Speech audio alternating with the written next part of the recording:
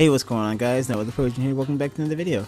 Now in today's video we are going to be talking about how balanced Overwatch 2 has gotten since Season 3 dropped. Because honestly, when Season 1 dropped, or when when the game launched, it felt like that Kiriko and Sojourn were just being shoved down your throats all the time, because you just couldn't escape having them in your roster every time you played a game, especially whether it was quick play, arcade, or competitive, usually competitive. It felt like that if you didn't play Kiriko as a support, you were throwing, or Lucio, and if you didn't play Sojourn as a DPS, you were throwing.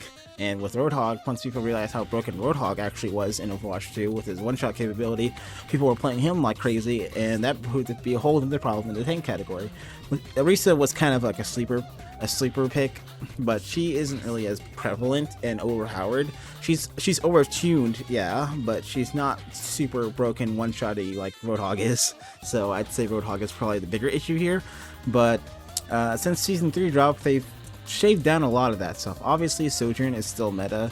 Even they haven't changed her at all this patch, but they have changed Kiriko to the point where she's not as OP and prevalent. They basically tuned down her kit all around. They tuned down her ult, they tuned down her healing, not her actual healing, but they tuned down how it worked.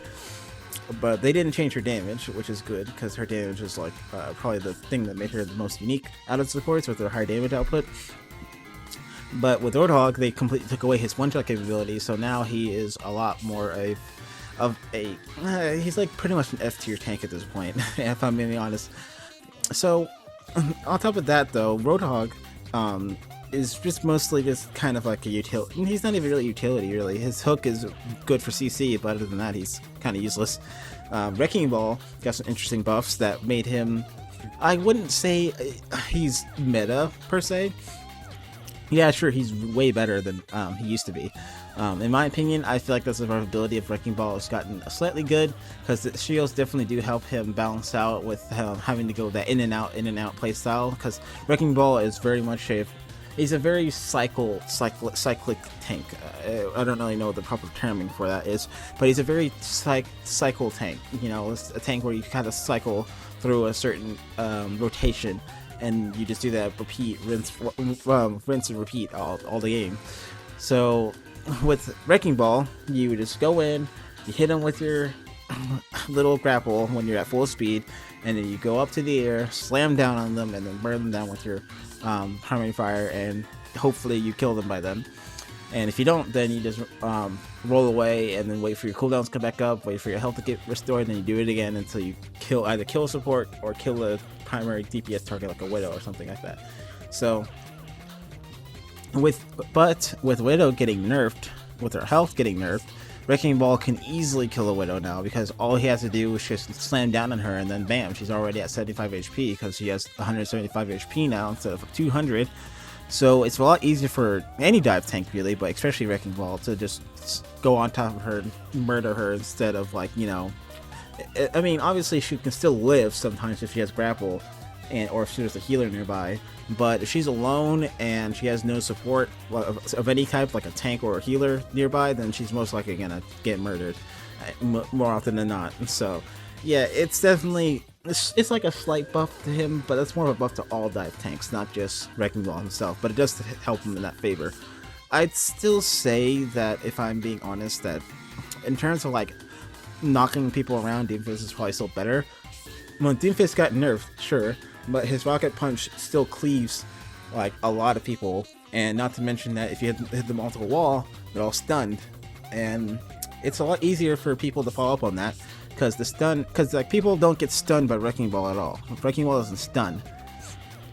All he does is just knock people around, knock people up, and that's about it.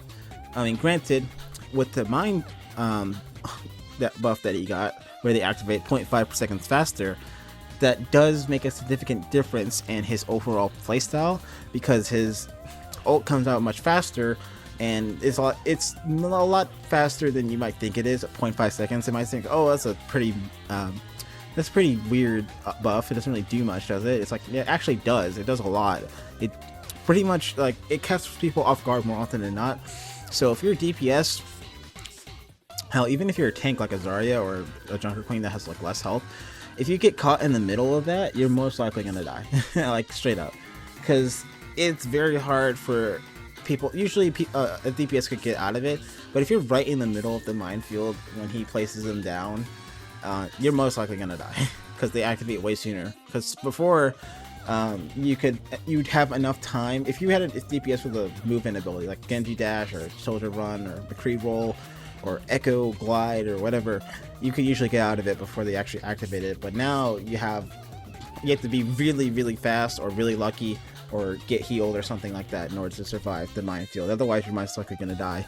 And like again, it doesn't seem like a huge difference, but whenever you're in the moment and stuff like that, or if you're like not expecting it to happen, then you're most likely gonna get caught off guard by it. Trust me. But I honestly feel like that Armatra is gonna be kind of creeping through the cracks in terms of power, so I'd be on the lookout for him. Even though his ultimate got nerfed, he's still a pretty good tank if you know how to play him well. In terms of DPS, though, I still think Sojourn is pretty much the top tier DPS. There isn't really any other DPS that can kind of do what she does. Yeah, Widow can still one-shot, Hanzo is just still bad.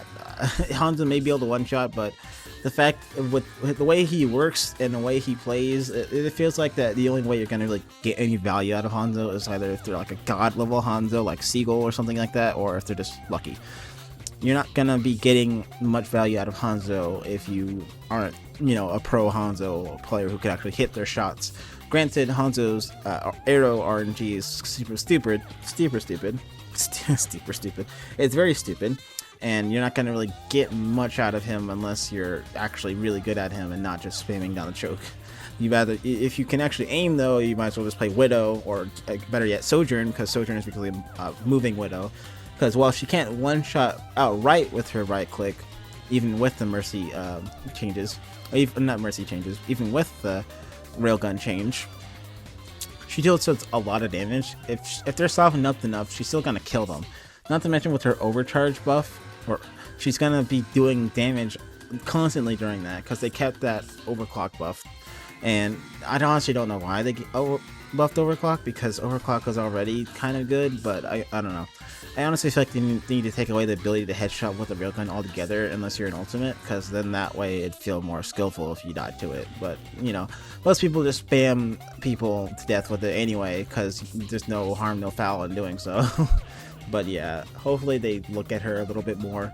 I'm sure they probably think that to the average player she seems fine, but it's still never fun to deal with a Sojourn, even now, because like anybody can still get pretty good value out of her, even if they're not a pro Sojourn. They can still body shot you to death, and that's not very fun either.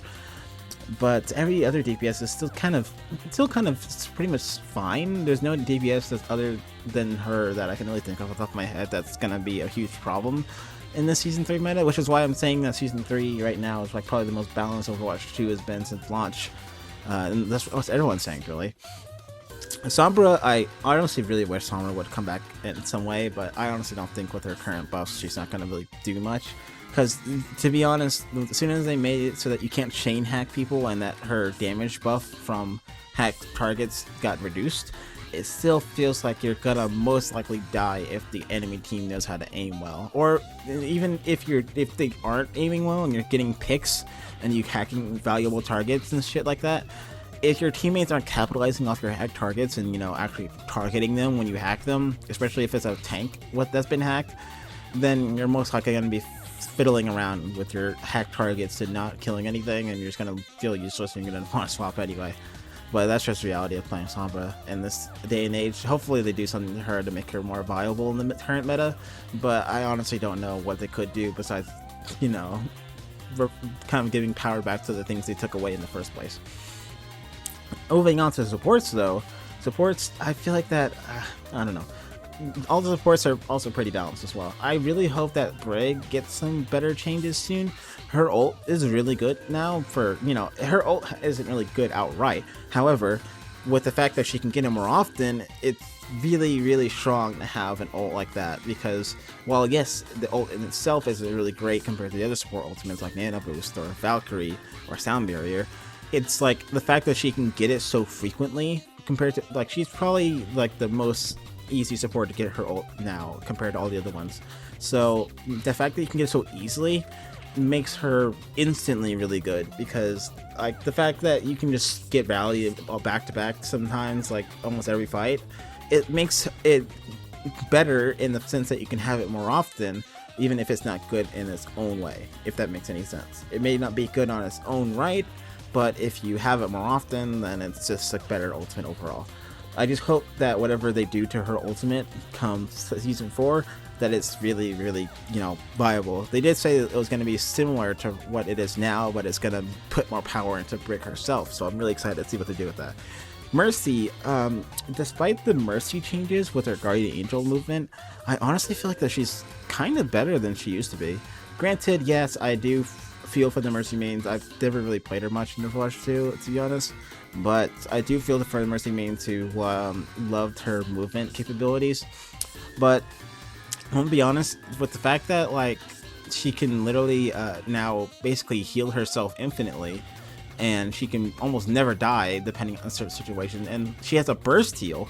Mercy's always lacked a burst heal. Like, I mean, granted, not every support needs a burst heal, like, look at Zen. I mean, because besides his ultimate, he doesn't have one either.